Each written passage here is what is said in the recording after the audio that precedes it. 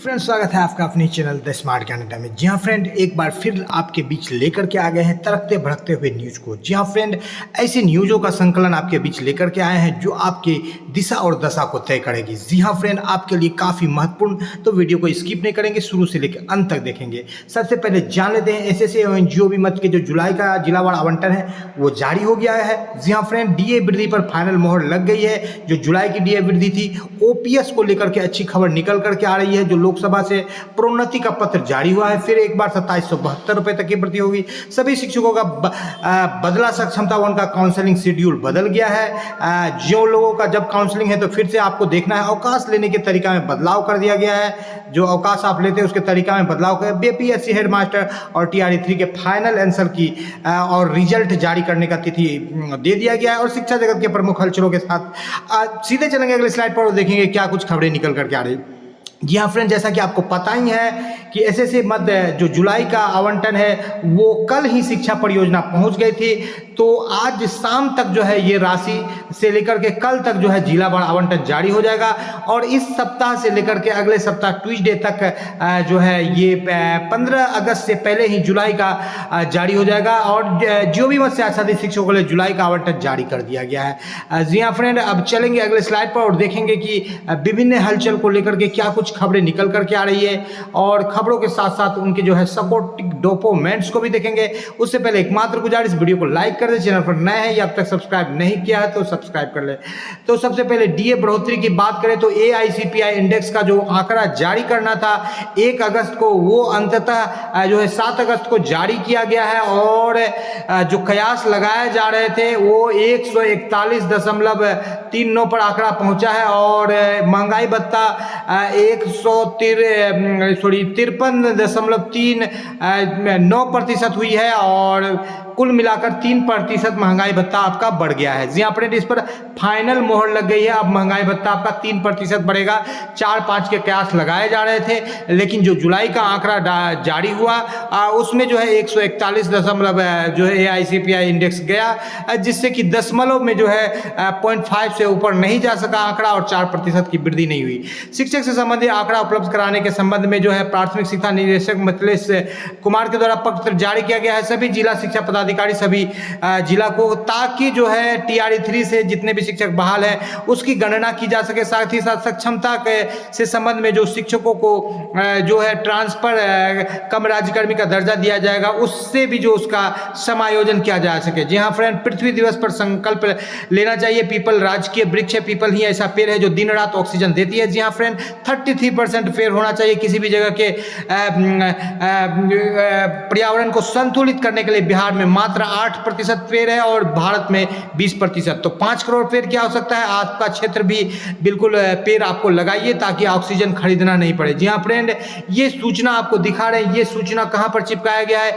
ये सूचना माननीय एसीएस के दीवार पर चिपकाया गया है। कारण क्या है कि लगातार जो है अभ्यर्थी ट्रांसफर को लेकर के एसीएस के कार्यालय जो पटना और आसपास के शिक्षक थे वो ट्रांसफर को लेकर के उनको जो है लगातार जो है ज्ञापन और आवेदन दे रहे थे। इस बाबत जो है उनको एक सूचना चस्पा करना पड़ा और उसी चस्पा सूचना को हम लोग देख लेते हैं। अनेक शिक्षक कर्मी स्थानांतरण के लिए आवेदन लेकर शिक्षा विभाग में आते हैं। ज्ञात हो कि शिक्षा विभाग में शिक्षकों के स्थानांतरण है तो नियमावली में संशोधन प्रक्रियाधीन है। 4 सदस्यीय कमेटी रिपोर्ट देगी। फाइनल संशोधित नियमावली अधिसूचित होने के पश्चात स्थानांतरण है तो ऑनलाइन आवेदन पत्र प्राप्त किया जाएगा। यानी सक्षमता 1 का काउंसलिंग के बाद ऑनलाइन आवेदन लिया जाएगा, फिर आप जहां जाना चाहते हैं जाएंगे, जिसकी सूचना भविष्य में दी जाएगी। अतः इस कार्यालय में भौतिक रूप से स्थानांतरण के लिए आवेदन पत्र जमा करने की कोई आवश्यकता नहीं है। शिक्षा विभाग में कार्यरत शिक्षकों के लिए स्थानांतरण हेतु ऑनलाइन प्राप्त आवेदनों पर ही विचार किया जाएगा। यानी कि ऑफलाइन आवेदन नहीं चलेगा, ऑफलाइन नहीं चलेगा और आपको ऑनलाइन देना पड़ेगा थ्रू द चैनल जो आप सक्षमता का काउंसलिंग कर रहे हैं। उसके बाद सबसे पहले सक्षमता 1 के शिक्षकों का ट्रांसफर कम राज्यकर्मी का दर्जा होगा। उसके बाद जो है अन्य कर्मी के शिक्षकों का होगा। यहाँ पर प्रोन्नति का पत्र जारी हुआ है 12 वर्ष की सेवा के पश्चात। जैसा कि आपको पता है सहरसा में सिमरी बख्तियारपुर से भी हुआ था, फिर सलखुआ से भी पत्र देखने को मिला था जो रिपोर्ट मांगा गया था। अब महिषी से पत्र निकला है, तो यानी सहरसा जिला में लगातार उनके प्रखंड जो है अपने शिक्षकों को जो है प्रमोशन 1 to 5 से 6 to 8 में और सैलरी में 2772 रुपए की बढ़ोतरी हो जाएगी। ऐसे शिक्षकों को हेडमास्टर बनने की कोई जरूरी नहीं, क्योंकि इनका सैलरी 31,300 हो जाएगा। तो 2700 लेके 3475 रुपए तक की बढ़ोतरी हो जाएगी। 31,300 इनका मूल वेतन हो जाएगा। प्रमोशन पाने के बाद इनको दोहरा प्रमोशन भी मिल सकता है। जो शिक्षक 2003 में ज्वाइन किए थे और 2006 से समायोजित किए गए। ऑनलाइन हाजिरी बनाने में कठिनाई हो रही है, लेकिन सरकार इस बाबत कुछ ध्यान नहीं दे रही है। लगातार जो है कई जिलों में ऑनलाइन स्कूल इन और स्कूल आउट को लेकर के शिक्षकों की रैंकिंग की जा रही है, जो कि बिल्कुल बेबुनियाद है। और गया जिला तो और भी काफी आगे बढ़ गया है। शेरघाटी प्रखंड की बात करें तो यहाँ पर CL और SL लेने के लिए BRC कार्यालय को एक दिन पूर्व सूचना देने की बात हेडमास्टर को कही गई है और इस बाबत पत्र भी जारी कर दिया गया है। तो चूंकि कई प्रखंड में 5, 7, 10, 12, 25, 30 पंचायत तक होते हैं, ऐसे स्थिति में जो है BO साहब कई बार जो है अपने आवश्यक काम से, चूंकि एक प्रखंड में एक BEO प्रखंड शिक्षा पदाधिकारी होते हैं, तो आवश्यक काम से बाहर रहते हैं। तो ऐसे स्थिति में जो शिक्षकों को उनका मात्र 16 जो आकस्मिक अवकाश दिया जाता है, उन पर भी जो है वो सही समय से नहीं ले पाएंगे, अपनी जरूरत के हिसाब से नहीं ले पाएंगे। तो इस तरह के पत्र को बिल्कुल बेबुनियाद स्मार्ट ज्ञान अड्डा बताती है और शिक्षा विभाग बिहार सरकार से आग्रह करती है कि बिल्कुल इस पत्र को बिल्कुल निरस्त किया जाए, खास करके शेरघाटी गया के प्रखंड शिक्षा पदाधिकारी से, कि ये जो है कहीं ना कहीं शिक्षकों के आकस्मिक अवकाश पर कुठाराघात है। उनके आकस्मिक अवकाश को जो है जो परिभाषित किया गया है कि कैजुअलिटी, या मान लीजिए कि कोई एक्सीडेंट हो जाए स्कूल आने के क्रम में, तो वो किस तरह से पहले एक दिन सूचना देगा तब एक्सीडेंट होगा। आज वो मैं बीमार पड़ जाऊं तो मैं पहले सूचना दूंगा कि मैं बीमार पड़ने वाला हूं BRC को, तब जा करके मैं आकस्मिक अवकाश लूंगा। तो ये जो पत्र है कहीं से भी तकनीकी रूप से और प्रैक्टिकली रूप से ये सही नहीं है। इस पत्र को बिल्कुल निरस्त होना चाहिए और गया के शिक्षकों को भी और इस बाबत जो है बिल्कुल एडवोकेसी करते हुए इस पत्र को निरस्त कर देना चाहिए, नहीं तो ये जो है बीमारी संक्रामक बीमारी की तरह विभिन्न जिलों में फैलेगी। जी हाँ, प्रारंभिक विद्यालय में प्रधान शिक्षक के लिए रोस्टर को संशोधित करने की बात की गई है। जो 65% पर रोस्टर बनाया गया था, अब 50% पर रोस्टर जारी होगा और 12 से 14 अगस्त के बीच में फाइनल आंसर की आपका जारी होगा और 20 अगस्त तक जो है रिजल्ट प्रधान शिक्षक का जारी हो जाएगा और 22 तारीख तक TRE 3 का रिजल्ट जारी कर दिया। विभिन्न जिलों में जो है भारी बरसात की चेतावनी दी गई है। साप्ताहिक मूल्यांकन